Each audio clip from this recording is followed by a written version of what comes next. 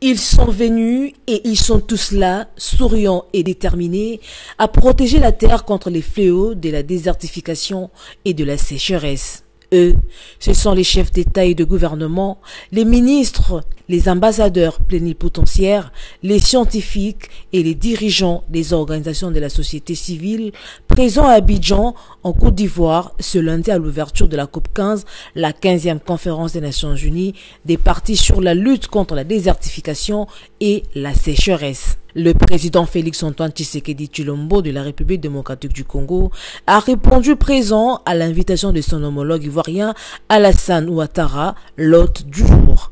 Aux côtés d'autres présidents dont Nana Akufo-Addo du Ghana, Mohamed Bazoum du Niger, Mohamed Ould El Ghazouani de la Mauritanie, notre chef d'État a adopté la déclaration d'Abidjan, un engagement politique unanime pour la gestion durable des terres et la restauration de leurs écosystèmes. Je voudrais réitérer mon appel aux pays développés à réduire davantage leurs émissions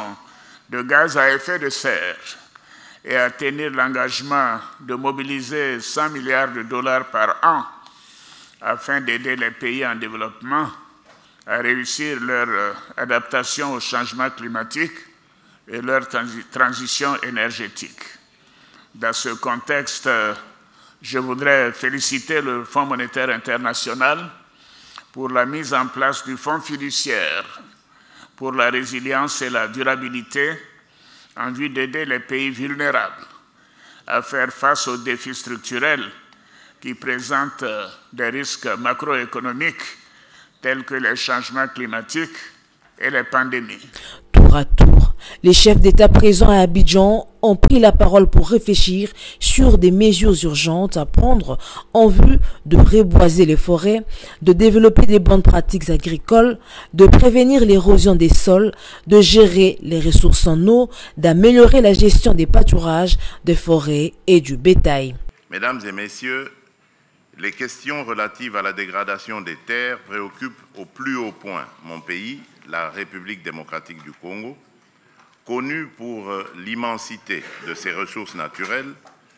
notamment sa méga biodiversité et ses dizaines de millions d'hectares de terres arables qui font de lui un pays solution face aux nombreux défis environnementaux rencontrés. Je tiens à rappeler ici que les forêts congolaises au sein du bassin du Congo séquestrent plus de 140 gigatonnes de dioxyde de carbone.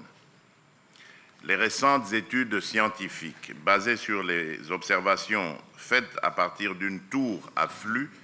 installée dans la réserve de biosphère de Yangambi au nord-est de mon pays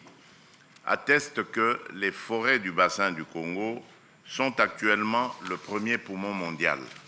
L'initiative d'Abidjan, présentée par le chef de l'État ivoirien, l'une des réponses de la Côte d'Ivoire à la mise en œuvre des résolutions de la COP15, devrait permettre de mobiliser près d'1 milliard de dollars auprès des bailleurs de fonds pour restaurer les terres dégradées.